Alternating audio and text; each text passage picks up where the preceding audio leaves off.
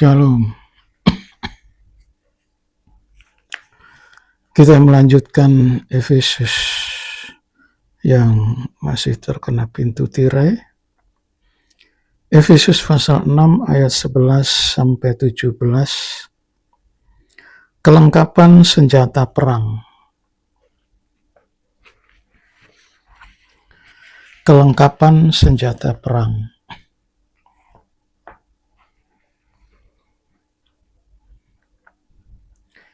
Kita membaca dari ayat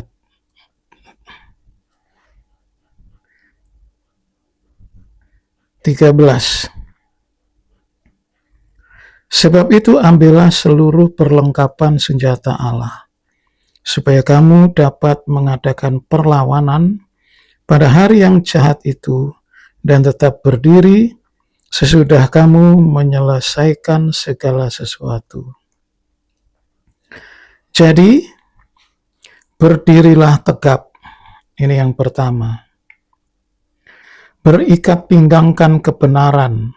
2. Dan berbaju sirahkan keadilan. 3.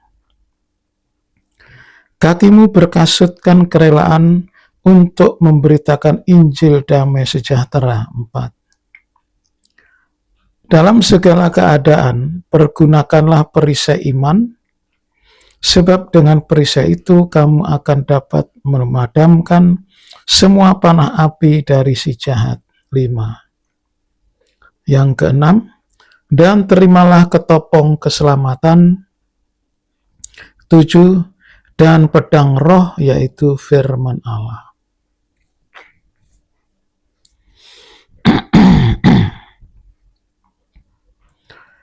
Seluruh perlengkapan senjata Allah ini kita gunakan untuk menghadapi perlawanan pada hari yang jahat, di mana penguasa, pemerintah, bukan pemerintah dunia ini, pemerintah di udara ya, penguasa di udara. Penguasa di udara, roh-roh jahat, penghulu dunia. Jadi struktur iblis itu tidak main-main dalam melancarkan anak panahnya.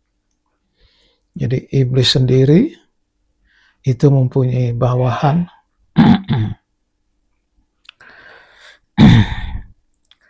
yaitu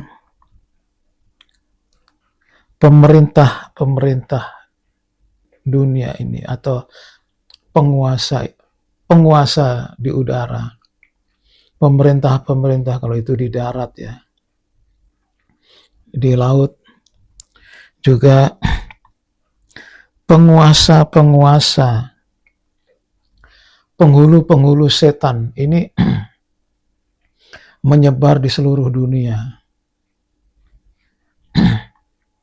Penghulu itu salah satunya di Laut Selatan, yaitu Nyi Roro Kidul, penguasa Laut Selatan. Laut Atlantik ada lagi. Jadi demikianlah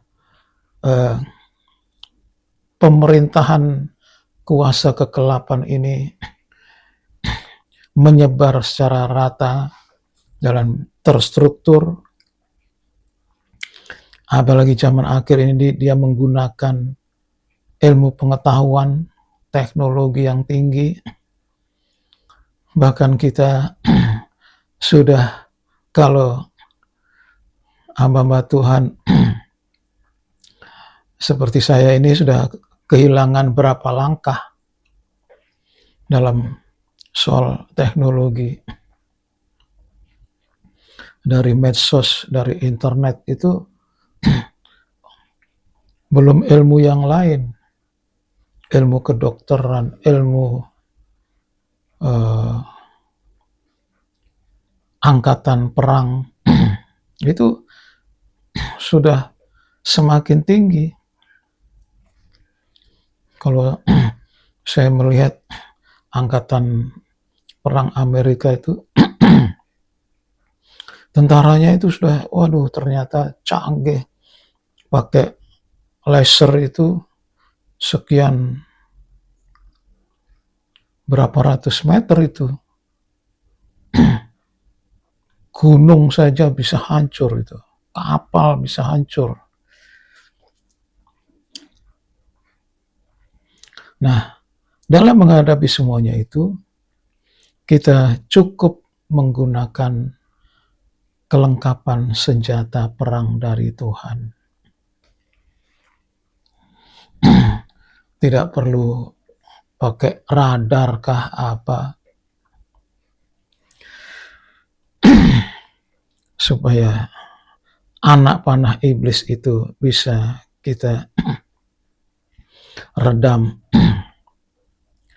Yang pertama, berdiri tegap.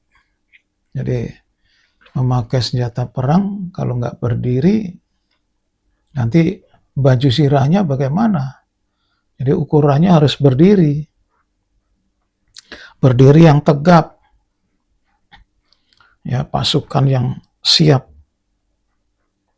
Bukan yang istirahat, yang siap, yang tegap.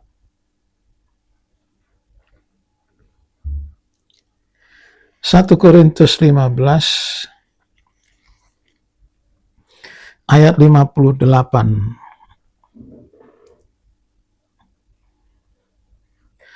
Karena itu saudara-saudaraku yang kekasih, berdirilah teguh, jangan goyah, dan giatlah selalu dalam pekerjaan Tuhan. Sebab kamu tahu bahwa dalam persekutuan dengan Tuhan, jerih payahmu tidak sia-sia. Di sini berdiri teguh, jangan goyah. Tentara itu kalau sudah siap, biar ditendang juga nggak goyah. Nah, itu posisi itu sangat menentukan. Dan jikalau saya mengambil perumpamaan rumah, ya, yang berdiri menghadapi banjir, menghadapi angin, menghadapi hujan. Kenapa dia bisa tetap berdiri? Karena fondasinya itu dari batu karang. Injil Lukas pasal 6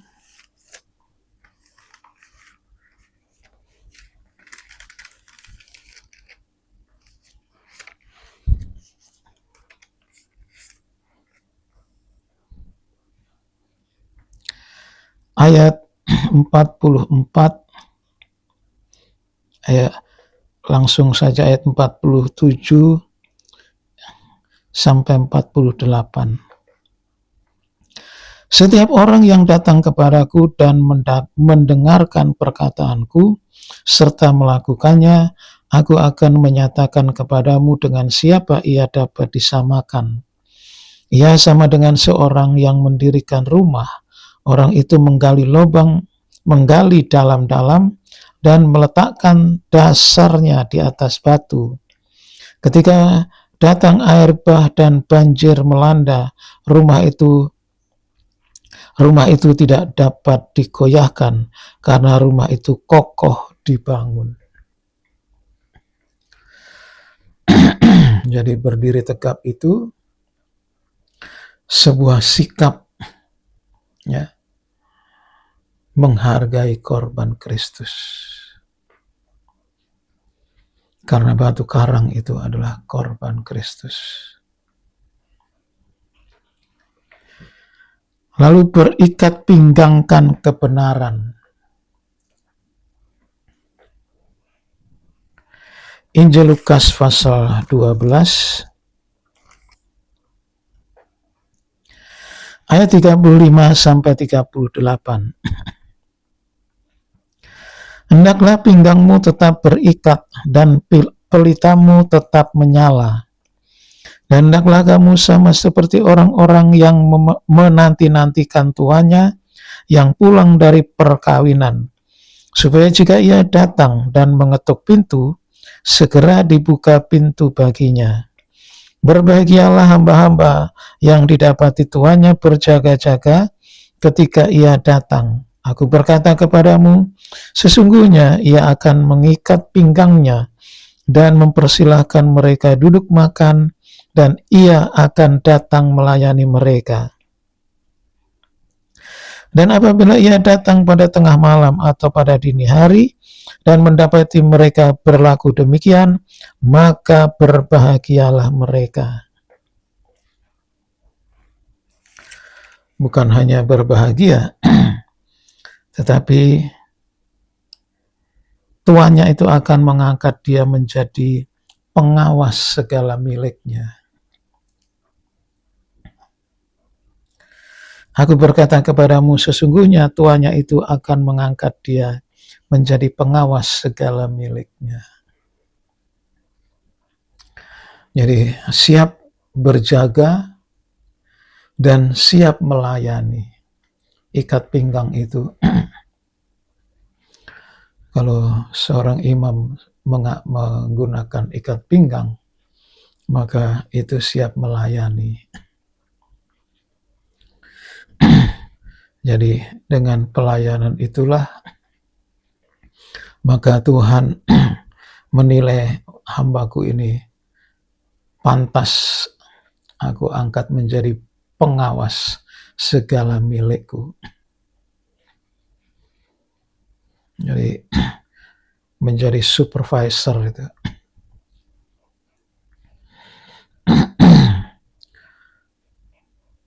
Ikat pinggang kebenaran. Jadi kalau melayani ya yang benar.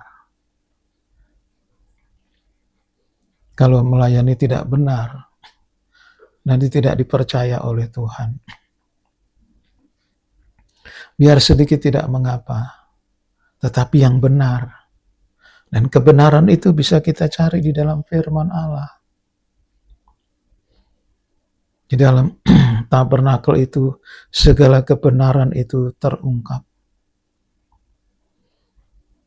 Tabernakel itu jadi password. Jadi kita bisa mengakses segala dari Kejadian sampai kitab Wahyu. Asal tentu dengan ketulusan hati dan kerendahan hati kita belajar itu, maka segala kebenaran Allah itu muncul nanti. Karena dalam firman Allah ini masih ada hal-hal yang kita tidak tahu, belum tahu. Nah itu sebabnya ikat pinggang itu, kebenaran itu harus terikat. Nah, pelayanan begitu. Jadi kalau memang mau melayani, melayanilah dengan kebenaran Allah. Sekian firman Allah. Amin.